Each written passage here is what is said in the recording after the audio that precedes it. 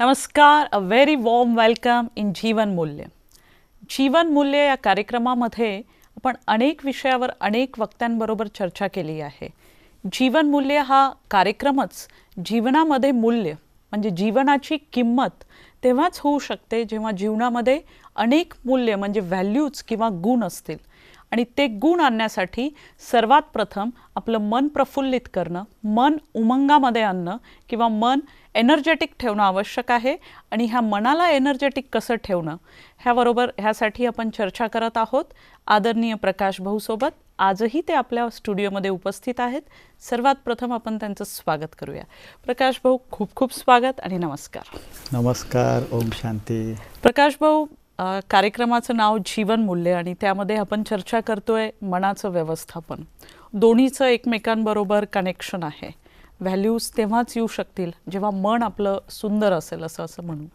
आणि मागील भागामध्ये आपण पाहिलं होतं की मनाकडंच आपण वळलेलो होतो. मनाच्या अनेक स्थिती आपण पाहिलेल्या होत्या आणि त्यामध्ये आपली चर्चा चालू होती की सकारात्मक ॲटिट्यूड, सकारात्मक दृष्टिकोन आपल्याला कसा आणता येईल त्याविषयी आपण बऱ्याच गोष्टी आम्हाला सांगितल्या. त्यामध्ये स्पेशली मला स्पीड ब्रेकर तुम्ही समजा प्रॉब्लेम्सला, तर तुम्हाला सोल्युशन ॲटोमॅटिक मिळेल हे तुम्ही सांगितलं होतं. आणि मी ते फॉलो पण केलं एक दिवसात. 100% यश नाही आहे, पण तरी छोटे मोठे प्रॉब्लेम्स जर तसे समजले तर जे सांगितलं की पहाड की राई भी बन सकती है, तसं मी अनुभव करते. पण हा पॉझिटिव्ह ॲटिट्यूड येण्यासाठी अजून काय करता येईल? जर तुमच्या लक्षात असेल की ॲटिट्यूडच्या आधी 2 स्टेप आहेत. एक म्हणजे कॉन्शियसनेस आणि त्याच्या आधी आहे ते अवेअरनेस म्हणजे स्मृती. जर तुम्ही तुमच्या स्मृतीमध्ये बदल केलात तर तुमच्या स्थितीमध्ये पण बदल होणार आणि स्थितीमध्ये बदल झाल्यानंतर तुमच्या वृत्तीमध्ये पण बदल होणार. हे ॲटोमॅटिक आहे. म्हणजे तुम्ही जर चांगलं स्वमान किंवा चांगली स्मृती जागृत केलीत तर ॲटोमॅटिकली तुमच्या वृत्तीमध्ये फरक पडेल. ही राईट म्हणजे टू द पॉईंट आहे ॲक्च्युली. हे तुम्ही ॲक्च्युली अटॅक केला पाहिजे तुमच्या स्मृतीवरती. ओके. तुम्ही जर अशी स्मृती उत्पन्न केलीत की भले ही एक टेस्ट आहे, माझ्यामध्ये किती पेशन्स आहेत, किती धैर्य आहे. पेशन्सला धैर्यच म्हणतात. बरोबर, अगदी बरोबर. किती माझ्यामध्ये धैर्य आहे, किती त्याच्यासाठी ही टेस्ट आहे. तर काही होऊ दे, मी माझा टेम्पर लूज होऊ देणार नाही. लक्षात ना, जनरली काय होतं, पेशन्स जातात आणि माणूस मग चिडतो. परंतु आपण एकदा मनाने ठरवलं की नाही, ही एक टेस्ट आहे, माझ्यामध्ये किती पेशन्स आहे ते पाहण्यासाठी. ओके, काही झालं तरी मी गरम होणार नाही. आम्ही एक असं म्हणतो की आमचे वडील आम्हाला सांगतात की happiness is my treasurer. Come what may, I will not let any one two snatch it from me. हा माझा जो खजिना आहे, माझी खुशी. तुम्हाला आठवत असेल काही 1-2 एपिसोडपूर्वी मी तुमच्या दर्शकांना सांगितलं होतं की खुशी हा तुमचा खुराक आहे, तुम्हाला हेल्थ वेल्थ त्याने मिळू शकते. तसंच खुशी हा तुमचा खजाना आहे. आणि खजिना म्हणजे वेल्थ आहे. तर ही वेल्थ मी जाऊ देणार नाही. मी खुशी माझी मेंटेन करणार. भले ही एवढं मला लक्षात ठेवलं पाहिजे की ही हा जो प्रसंग घडतो आहे ही माझ्या पेशन्सची टेस्ट आहे आणि मी माझा पेशन्स जाऊ देणार नाही. अशा पद्धतीने तुम्ही मनाला ठाण घेतलत ना तर तुम्ही त्या स्थितीतून बाहेर पडू शकता. म्हणजे पॉझिटिव्ह ॲटिट्यूडसाठी म्हणजे सकारात्मक दृष्टिकोनसाठी एक तर तुम्ही सांगितलं की स्मृतीवर पहिला लक्ष द्यावं जाईल. जो बेसिक आहे, जो पाया आपण सुरुवातीला पाहिला मनाचा, तिथून आपल्याला सुरुवात करायला पाहिजे. आणि दुसरी गोष्ट जे सांगितली तुम्ही की मला खूप ती आवडली की धैर्यता, पेशन्स पाहिजे. आता स्मृतीवर अटॅक करायचा म्हणजे स्मृतीवर अटॅक करणं, नेमक्या कोणत्या स्मृती पाहिजेत? म्हणजे स्मृती ह्या ज्या आहेत ना, असं नाही की एकच स्मृती आहे किंवा एका स्मृतीचे अनेक अंग आहेत. आता समजा तुम्ही आत्मिक स्मृतीमध्ये राहिलात तर तुम्ही पॉझिटिव्ह राहणार. आत्मिक स्थिती आणि आपलं आत्मिक स्मृती, त्यावरून तुमची आत्मिक स्थिती होणार. सोल कॉन्शियसनेस आपण जे आधी डिस्कस केलं होतं ते. आत्माभिमानी स्थिती, आत्माभिमानी वृत्ती तुम्हाला देईल. आणि त्यामुळे आत्म्याच्या मध्ये ज्या गोष्टी आहेत, प्रेम आहे, पवित्र, मग तुमची जी वृत्ती होईल की नाही, प्रेमळपणाची वृत्ती होईल किंवा दयाभावाची वृत्ती होईल किंवा एखाद्याला क्षमाभावाची वृत्ती होईल. लक्षात तुमच्या. आणि ह्या वृत्तीने आता पहा तुम्ही, जीजस क्राइस्ट हा म्हणजे एवढा मोठी व्यक्ती ती कशी झाली. इव्हन जेव्हा त्याला सुळावरती खिळ्याने हे केलं तरी देखील तो परमेश्वराला काय म्हणतो, ह्यांना क्षमा कर, ह्यांना क्षमा कर, ह्यांची चूक नाही आहे. तर अशा पद्धतीची जर तुम्ही ॲटिट्यूड ठेवलीत तर मग हे अतिशय पॉझिटिव्ह ॲटिट्यूड आहे. आणि ह्याच्यासाठी तुम्हाला ॲक्च्युली आत्माभिमानी स्थिती किंवा आत्मिक भाव उत्पन्न करायला पाहिजे. आणि ह्याच्यासाठी तुम्हाला स्मृती पाहिजे की मी एक आत्मा आहे, परमात्म्याचं मूल आहे. म्हणजे ही जी स्मृती आहे ही वारंवार जर जागृत केली तर पॉझिटिव्ह ॲटिट्यूड बनेल. ओके. जसं म्हणजे पहा, परमात्मा शांतीचा सागर, प्रेमाचा सागर आपण म्हणतो की नाही, त्याप्रमाणे मी शांत स्वरूप आत्मा आहे, मी प्रेम स्वरूप आत्मा आहे, मी आनंद स्वरूप आत्मा आहे. म्हणजे नुसता आनंद नाही, आनंदाचं मी स्वरूप आहे. You feel it. आणि जेव्हा तुम्ही तसं होता की नाही तेव्हा नॅचरली जे आमचे दर्शक पाहतायत, तुम्ही जे आता 3 स्मृती दिल्या त्या जरी तुम्ही आजपासून फॉलो केला की मी शांत स्वरूप आत्मा आहे, मी आनंद स्वरूप आत्मा आहे, आणि आणखी एक काय म्हणाला, प्रेम स्वरूप, मी प्रेम स्वरूप आत्मा आहे, या 3 स्मृती आजपासून जरी तुम्ही प्रॅक्टिस केली तर तुम्हालाच मनामध्ये किती परिवर्तन होतंय हे समजेल. नक्कीच. खूपच छान. ह्या 3 स्मृती आजपासून मीही प्रॅक्टिकलमध्ये आणेल. पहा, तुम्ही जर पाहिलं ना दुनियेमध्ये लोकांना काय पाहिजे ना आजकाल, सगळ्यांना रिस्पेक्ट पाहिजे. नक्कीच. छोटं मूल जरी असेल तरी मी पाहत आलेलं आहे, माणसाला प्रेम पाहिजे, पण प्रेमापेक्षा पण त्यांना अधिक काय पाहिजे, रिस्पेक्ट पाहिजे, आदर पाहिजे. जर ते आदर म्हणजे तुम्ही रिस्पेक्ट द्यायची वृत्ती ठेवलीत, म्हणजे ह्यासाठी तुम्हाला नम्रता धारण करता आली पाहिजे, पोलाइटनेस धारण करता आलं. आणि त्या नम्र भावाने जेव्हा तुम्ही दुसऱ्याला हे देता, रिस्पेक्ट देता, ॲटोमॅटिकली त्याचं तुम्हाला अतिशय सहकार्य मिळतं. म्हणजे कोणाला आदर देण्यासाठी प्रथम नम्रता पाहिजे. म्हणजे आत्ताच तुम्ही किती गुण आम्हाला सांगतायत की जे धारण करायचे, आणि त्यासाठी काय करायचं तेही सांगितलं. जर नम्र बनायचं असेल आणि लोकांना रिस्पेक्ट द्यायचं असेल तर पहिला स्वतःचा आत्मभाव जागृत करून पहिला स्वतःमध्ये ते गुण आणावे लागतील, तरच तुम्ही ते इतरांना देऊ शकता. खूपच छान. तर आपण आता ॲटिट्यूड बदलण्याचं एक अतिशय सुंदर उदाहरण मी तुम्हाला सांगतो. एकदा काय झालं, एका समजा अमेरिकासारख्या मोठ्या डेव्हलप कंट्रीमधलं हे उदाहरण आहे. एक माणूस आपला त्याचं छोटी फॅमिली, बायको, मुलगा, मस्त सुंदर बंगला आणि लॉट ऑफ वेल्थ. त्यामुळे प्रत्येकाच्या फ्लॅशी गाड्या, बंगल्याच्या कंपाऊंडमध्ये swimming pool, fully decorated with imported lanterns, आणि असं सगळ्या सुखसोयी, फॅसिलिटी, सगळ्या सुखसोयी त्यांच्याकडे होत्या. एकदा त्याला त्याचा मित्र पुष्कळ काळाने भेटायला आला. तर त्याने हे पाहिलं की हा आपल्या मुलाला कसा वाढवतोय. कारण मुलाला काही इच्छा व्यक्त करावीच लागत नाही, सगळ्या काही पुरवल्या जात आहेत, आणि त्या देखील अतिशय श्रीमंतीमध्ये. तर हे पाहून निघण्यापूर्वी मित्र असल्यामुळे त्याने त्या मित्राला आपल्या सांगितलं की परमेश्वर कृपेने तुझी स्थिती, आर्थिक स्थिती ही अशीच राहू दे, वाढत जाऊ दे, काही वाईट नको व्हायला. पण समजा दुर्दैवाने काही झालं तर तुझ्या मुलाला गरिबीचा काहीच अनुभव नाही. So how he will handle it. तो श्रीमंतीतच वाढलेला आहे, त्याला माहिती आहे पैसासुद्धा त्याला माहीत नाही. त्याला माहिती आहे क्रेडिट कार्ड, प्लास्टिकचा एक तुकडा वापरला की पाहिजे ते घ्या, पाहिजे ते करा. तर how he will tackle the situations that time.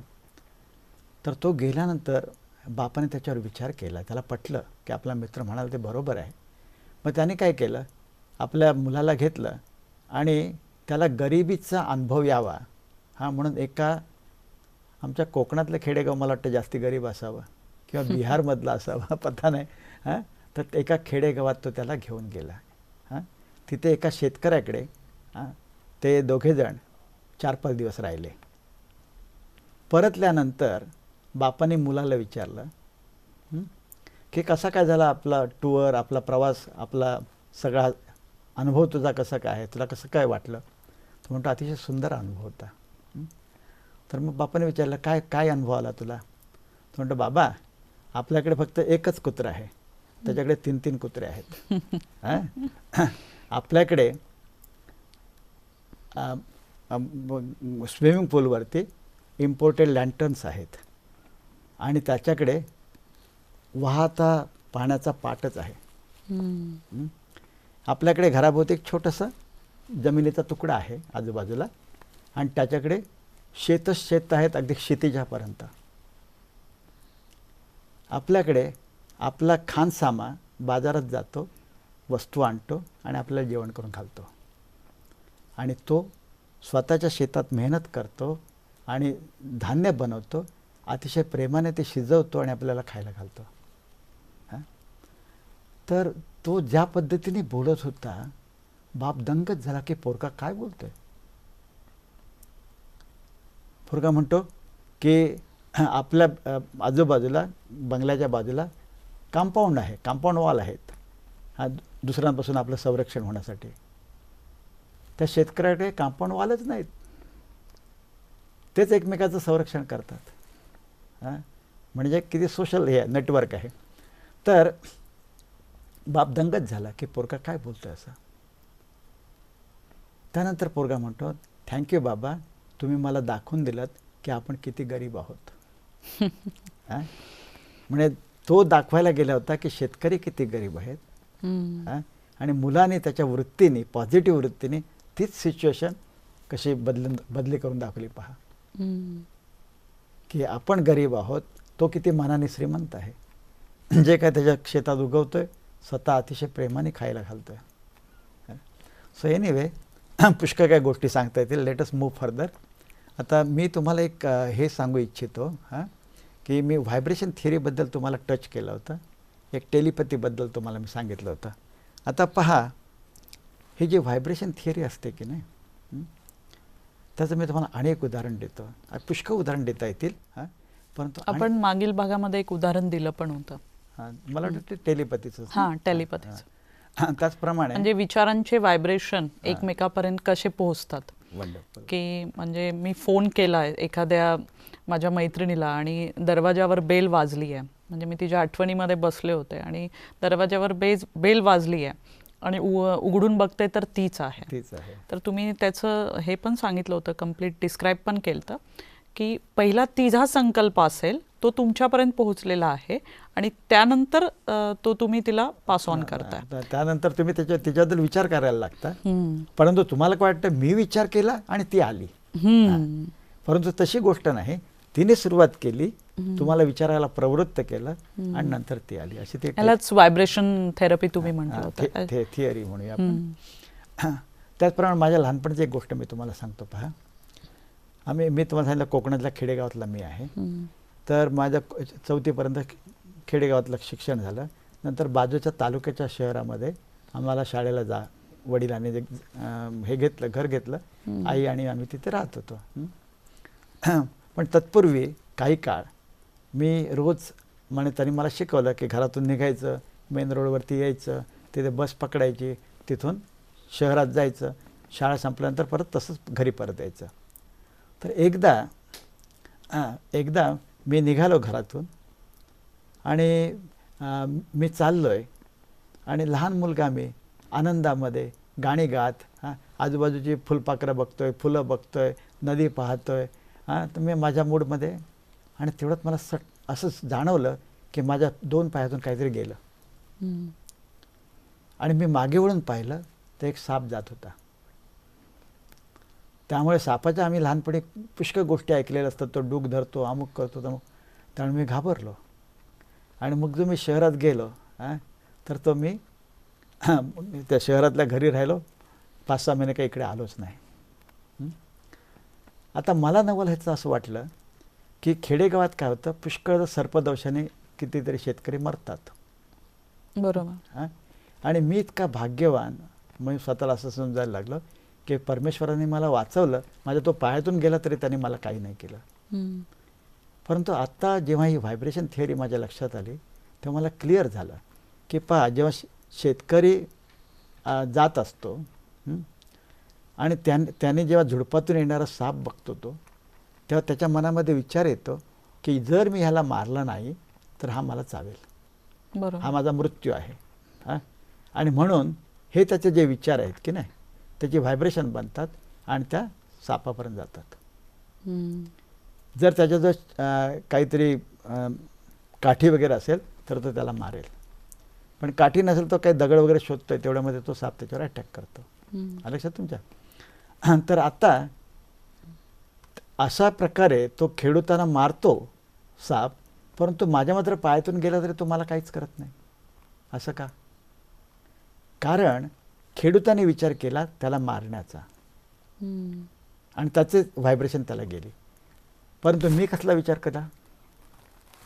मी त्याला नोटीसच केलं नव्हतं, मारायचा सवालच येत नाही. मी माझ्या आनंदाच्या इतक्या पॉझिटिव्ह ॲटिट्यूड वृत्तीमध्ये होतो, मनोवृत्तीमध्ये होते, तर माझ्याकडून त्याला अपायकारक असं कुठलंच व्हायब्रेशन गेलं नाही आणि त्यामुळे माझ्यावरती त्याने अटॅक केला नाही.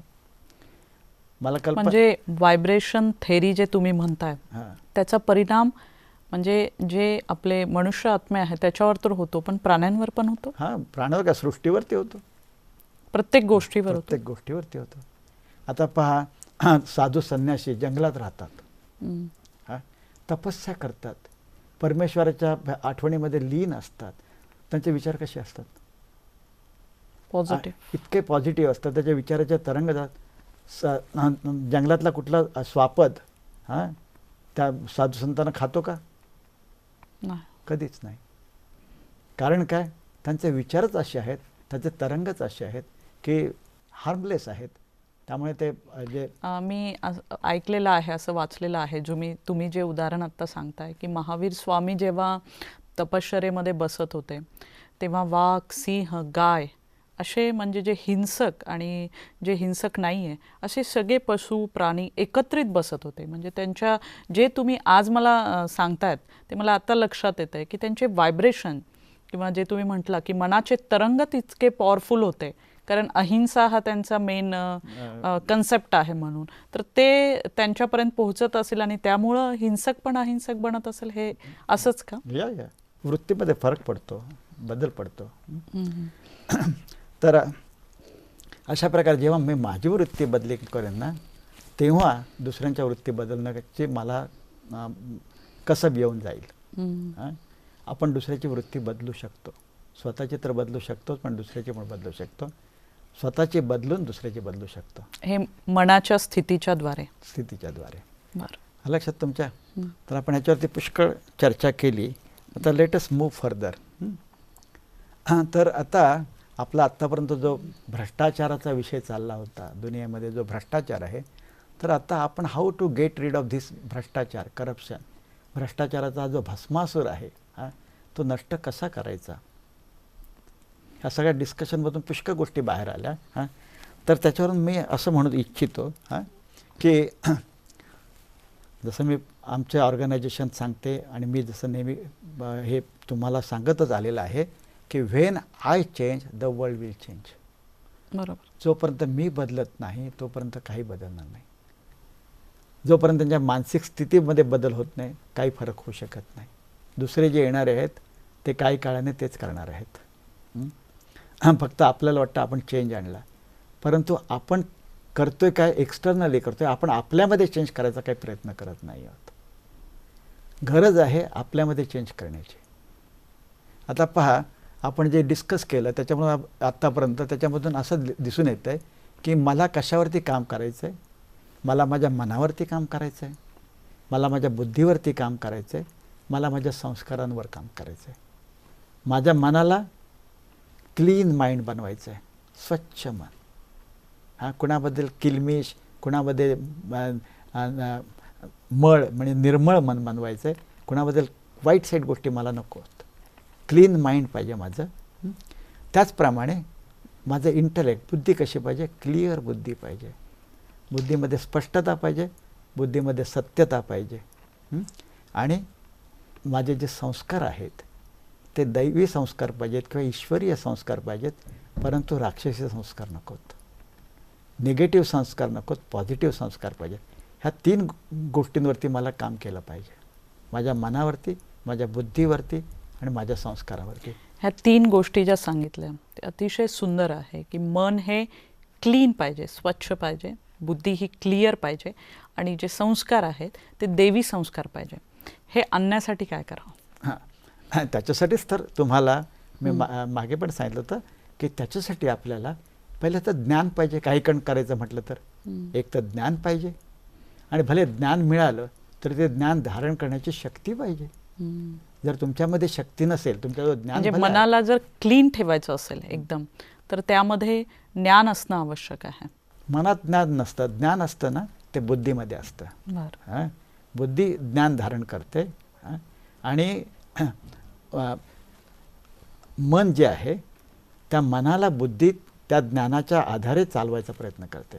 मी तुम्हाला आत्तापर्यंत मन आणि बुद्धी ह्याच्याबद्दल आपण पुष्कळ बोलतोय, ते क्लॅरिटी तुम्हाला देईन मी, तेव्हा तुम्हाला कळेल की ह्या तिघांचा रोल. एकदा मी तुम्हाला दाखवला, आता मी दुसऱ्या पद्धतीने सांगणार आहे. तर ह्या तिघांचा जो रोल आहे की नाही, त्या रोलमध्ये बुद्धी जी आहे की नाही ती मनाला सिद्धी करते, आणि त्याच्यासाठी बुद्धीमध्ये ज्ञान पाहिजे. म्हणजे आत्ता आपण सांगितलं की बुद्धीमध्ये जर ज्ञान आलं तर ते मन ॲटोमॅटिक हळूहळू नियंत्रणामध्ये येऊ शकतं. पण क्लिअर केलं आहे. अजूनही याच्या पुढे ही चर्चा अशीच चालू असणार आहे. आज जे तुम्ही ह्या चर्चेमधनं जी बाहेर आलेली एक गोष्ट आहे ती अतिशय महत्त्वाची, की आत्मभावामध्ये स्थित होऊन आत्म्याच्या वेगवेगळ्या स्थितीचा अभ्यास करा.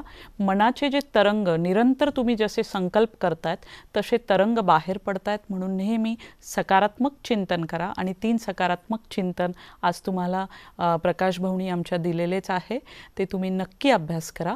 तुम्हाला काही अधिक माहिती हवी असेल तर तुम्ही आमच्या वेबसाईटवर www.bkmarathi.com वर संपर्क करू शकता.